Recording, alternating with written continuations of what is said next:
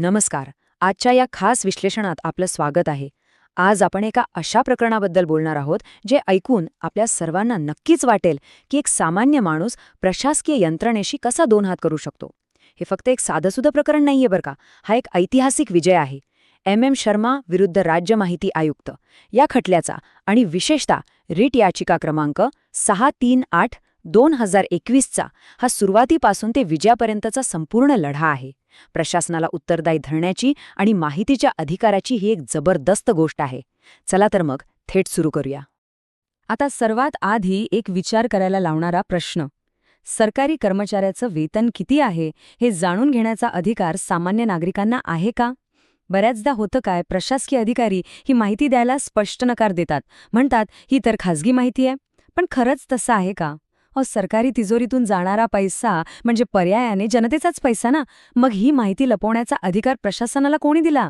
हाच तो मुख्य प्रश्न आहे ज्यातून या संपूर्ण कायदेशीर संघर्षाची ठिणगी पडली. भाग 1. माहितीचा अधिकार, एक प्रभावी शस्त्र आणि अधिकाऱ्यांशी ढाल भेदणारा कायदा. ह्या लढ्यातलं मुख्य हत्यार कोणतं होतं? तर माहितीचा अधिकार अधिनियम 2005. हा केवळ कागदावरचा कायदा नाहीये, तर ते आपल्या सर्वांच्या हातातील एक अत्यंत प्रभावी शस्त्र आहे. प्रशासनातला भ्रष्टाचार आणि मनमानी कारभार रोखण्यासाठी हे बनवलं गेले. आणि यातली सर्वात मोठी ताकद दडलीये ती कलम 4 मध्ये. आता हे कलम नेमकं काय करतं, तर ते सरकारी कार्यालयांवर आणि सार्वजनिक प्राधिकरणांवर एक कायदेशीर बंधन घालतं. या कलमानुसार अधिकाऱ्यांनी स्वतःहून बहुतांश माहिती उघड करणं आणि ती सार्वजनिक डोमेनमध्ये म्हणजे जनतेला सहज उपलब्ध होईल अशी ठेवणं अगदी बंधनकारक आहे.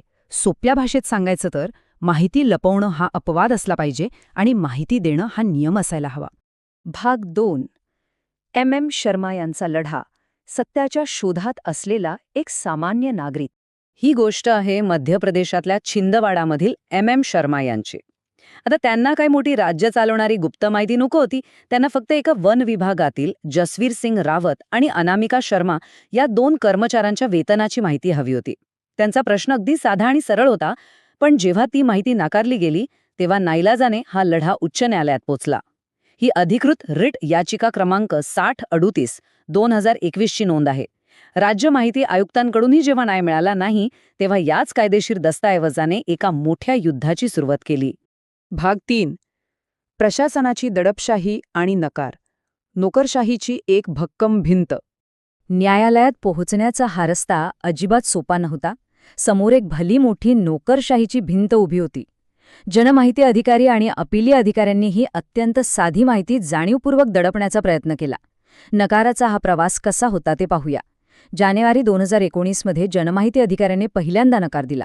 मग मार्च 2019 मध्ये पहिलं अपील फेटाळलं गेलं. त्यानंतर नोव्हेंबर 2020 मध्ये दुसरं अपीलही फेटाळण्यात आलं. विचार करा, केवळ 2 कर्मचाऱ्यांच्या वेतनाची माहिती मिळवण्यासाठी एका नागरिकाला तब्बल 5 वर्ष प्रशासकीय फेऱ्या माराव्या लागल्या. आणि अखेर डिसेंबर 2024 मध्ये यावर उच्च न्यायालयाचा निकाल आला. आता एक प्रश्न साहजिकच पडतो की प्रशासनाने माहिती नाकारताना नेमकं कारण काय दिलं? तर अधिकाऱ्यांनी RTI कायद्याच्या कलम 8चा आधार घेतला.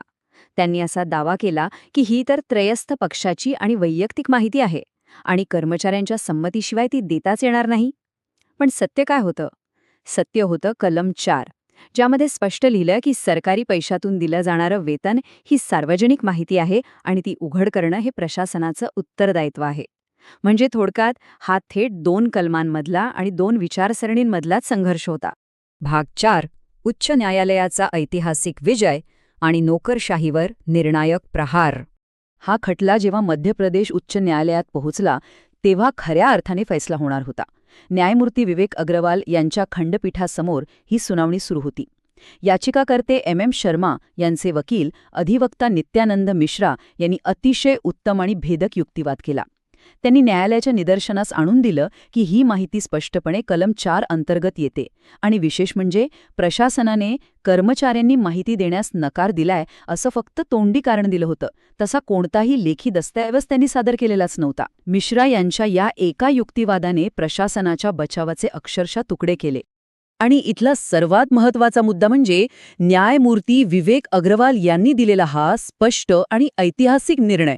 त्यांनी अगदी ठणकावून सांगितलं की वेतनाच्या संदर्भात मागितलेली माहिती ही वैयक्तिक माहिती नसून ती सार्वजनिक डोमेनमधील माहिती आहे. प्रशासनाचे आधीचे सर्व आदेश त्यांनी एकाच झटक्यात रद्दबातल ठरवले. या एका वाक्याने ना सरकारी अधिकाऱ्यांच्या ही आमची खाजगी माहिती आहे या दाव्यातील हवाच काढून घेतली. आणि हा आहे तो अंतिम आणि विजयी आदेश. न्यायालयाने नुसतेच आधीचे आदेश रद्द केले नाहीत, तर अधिकाऱ्यांना अत्यंत कडक शब्दांत निर्देश दिले. आजपासून बरोबर 30 दिवसांच्या आत ही सर्व माहिती याचिकाकर्त्याला पुरवली गेलीच पाहिजे असं ठणकावून सांगितलं. न्यायव्यवस्थेने प्रशासकीय दिरंगाईला आणि अधिकाऱ्यांच्या माहिती दडपण्याच्या प्रवृत्तीला दिलेली ही खरोखरच एक मोठी चपराक होती. भाग 5. पारदर्शकता आणि सक्षमीकरण. प्रत्येक नागरिकाचा विजय. आता हे सगळं का महत्वाचं आहे ते समजून घेऊया. हा केवळ MM शर्मा यांचा विजय नाही, तर हा देशातल्या प्रत्येक नागरिकाचा विजय आहे. हा निकाल पारदर्शकतेसाठी एक खूप मोठा टप्पा आहे. यातून आपण काय शिकलो? पहिली गोष्ट, सरकारी सेवकांचं वेतन ही कोणतीही गुप्त किंवा खाजगी माहिती नसते, ती 100% सार्वत्रिक माहिती आहे. दुसरं म्हणजे या निकालामुळे अधिकाऱ्यांच्या माहिती दडपण्याच्या प्रवृत्तीला एक मोठा कायदेशीर चाप बसला आहे.